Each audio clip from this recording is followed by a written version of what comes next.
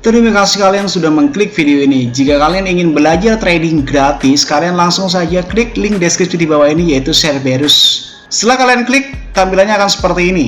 Atau bisa kalian download di Play Store dengan nama Cerberus. Kalian scroll ke bawah dan kalian daftar ya.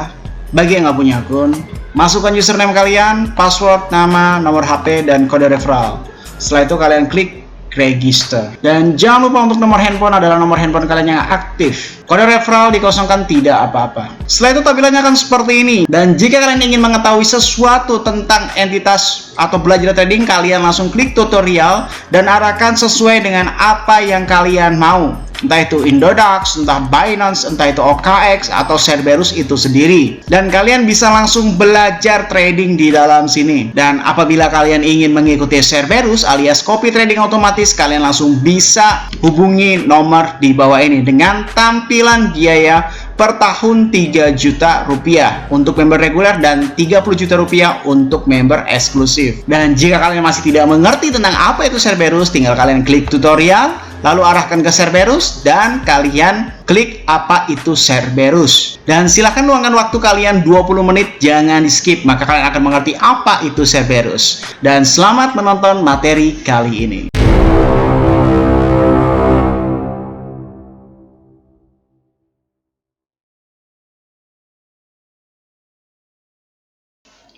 Salam traders, balik lagi sama saya Andi Firmansyah di channel ESG.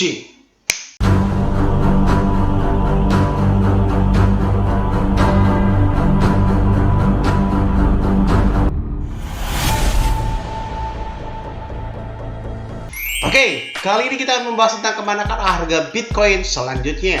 Di video terakhir, banyak yang meledek saya bahwasanya, oh bang, gua open posisi short kok malah tambah naik. Buktinya di dalam Cerberus minggu ini cukup jackpot ya.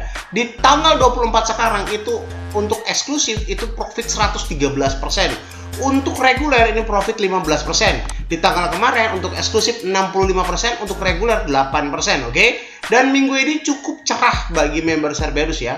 Dan rata-rata itu semuanya mayoritasnya adalah open posisi short, oke? Kalau kalian nanya, udah bang gimana caranya? Ya gimana caranya? Ya ikutan Cerberus saja kalau kayak gitu.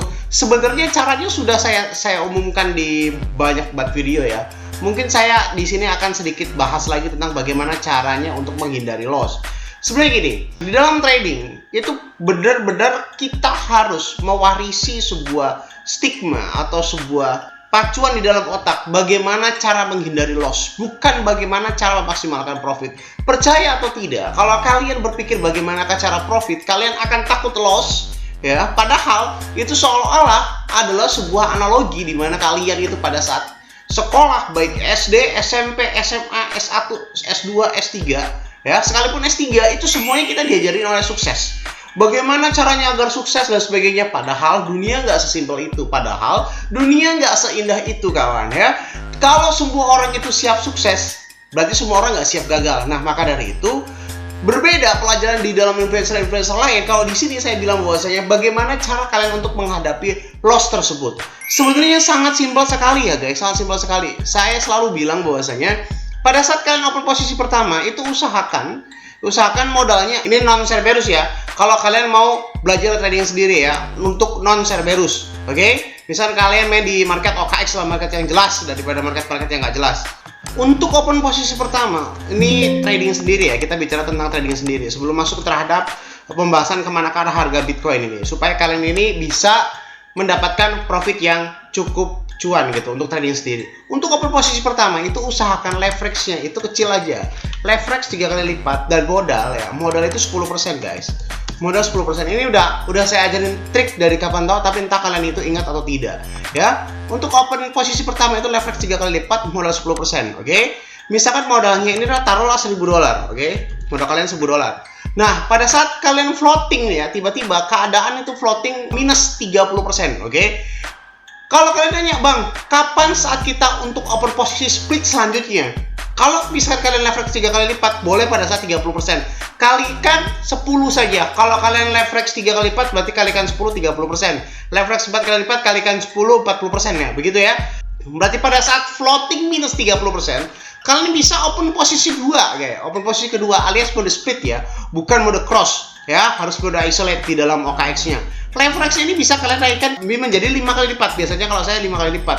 Dan modalnya ini 20% guys, 20%. Dan percaya atau tidak, pada saat kalian yang tadinya minus floating ya, minus floating kan 30%, minus 30%, nggak butuh ke harga awal. Memang seperti itu dunia trading itu. Lo nggak harus nungguin ke harga awal untuk mendapatkan sesuatu yang cuan, bukan kayak gitu. Yang penting di akumulatif kita, profit and loss-nya itu bisa plus. Contoh, ini minus 30%. Tiba-tiba kita open posisi kedua, ya ini bebas lah mau long ataupun short, menggunakan leverage 5 kali lipat dengan menggunakan modal 20%.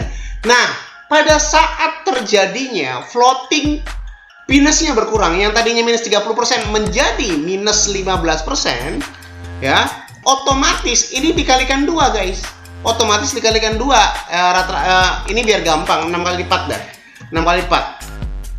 Otomatis open posisi yang kedua ini ngeplus 30%. Ngeplus 30%. Nah, ini OP1, ini OP2 guys ya. Di sini kalian misalkan modal yang 10% adalah minus 15%, berarti coba minus 15 dolar. Minus 15 dolar nih, ya. Sedangkan di sini ngeplus 30%. Oke? 30% itu berapa, Bang?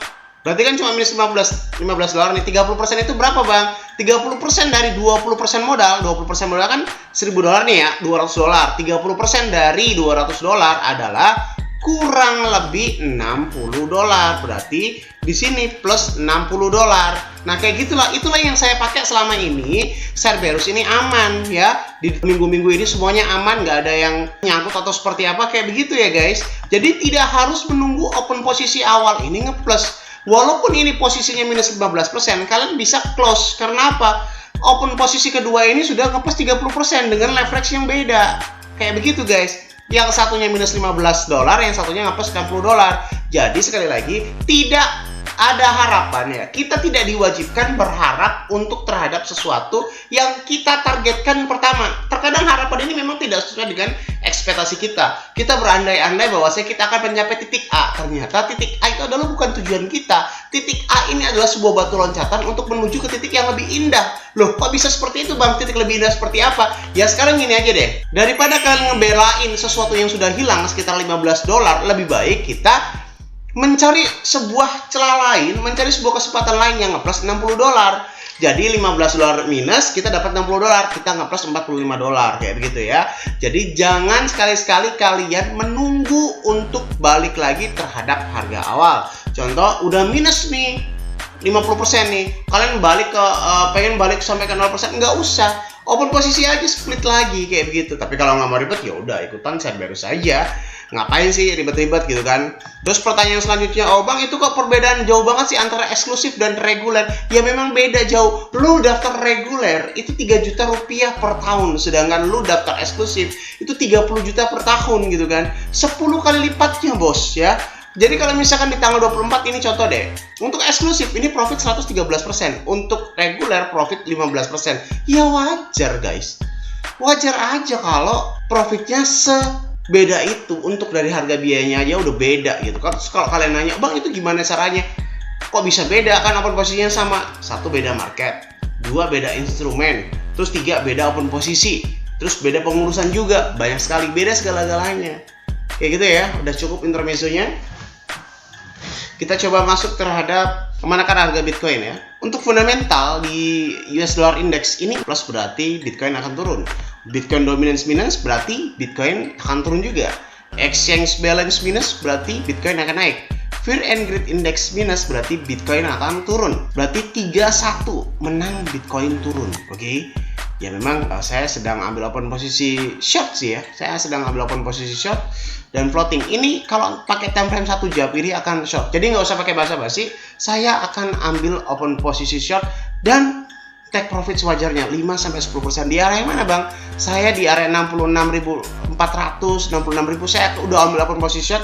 Intinya di dalam video ini kesimpulannya adalah open posisi short, take profit sewajarnya. Alasannya dari mana Bang? Yang pertama fundamentalnya sudah mendukung semuanya dan ini tanpa saya lihat likuidasi chartnya juga saya udah tahu kalau ini bakalan turun. Karena apa? Time frame 1 jam dan time frame 4 jam ini benar-benar mengkonfirmasi Bitcoin sudah akan reversal ya, balik lagi mungkin ke 64.000 atau bahkan ke 60 ribuan. Jadi hati-hati nih, jauh usah peduliin Bitcoin ini naik atau turun. Yang penting adalah lo cuan, titik, gitu aja. Nggak usah peduli Bitcoin akan naik, nggak usah peduli sales-sales tolol yang ada di dalam Telegram itu ya. Yang penting lu cuan aja, nggak usah peduli tentang Bitcoin akan naik 100.000, Bitcoin akan turun. Lu capek nunggunya bro. Lu gak capek emang dikasih harapan sama harapan-harapan palsu kayak gitu. Lebih baik ikutin saja alurnya. Bitcoin naik ya open posisi long, Bitcoin turun ya open posisi short, begitu seterusnya. Kalau kita mau konfirmasi lebih dalam lagi, boleh kita coba cek likuidasi di dalam likuidasi mapnya ya. Saya rasa nggak ada hal yang menarik ya, karena memang chartnya seperti itu. Nah, seperti yang kita duga bahwasanya rata-rata ini open likuiditas ya, itu di 140 juta ya, 140 juta dolar, 100 juta dolar per harinya untuk likuidasi long ya. Belum banyak yang masih dilikuidkan yang longnya. Jadi saya berspekulasi bahwasanya memang harga akan sedikit turun lebih dalam lagi gitu kan. Karena udah gagal. Coba kita cek data order booknya ya guys. Kita seperti biasa ubah terhadap old version dengan skala perbandingan 100 ya untuk order deep chartnya ya, oke?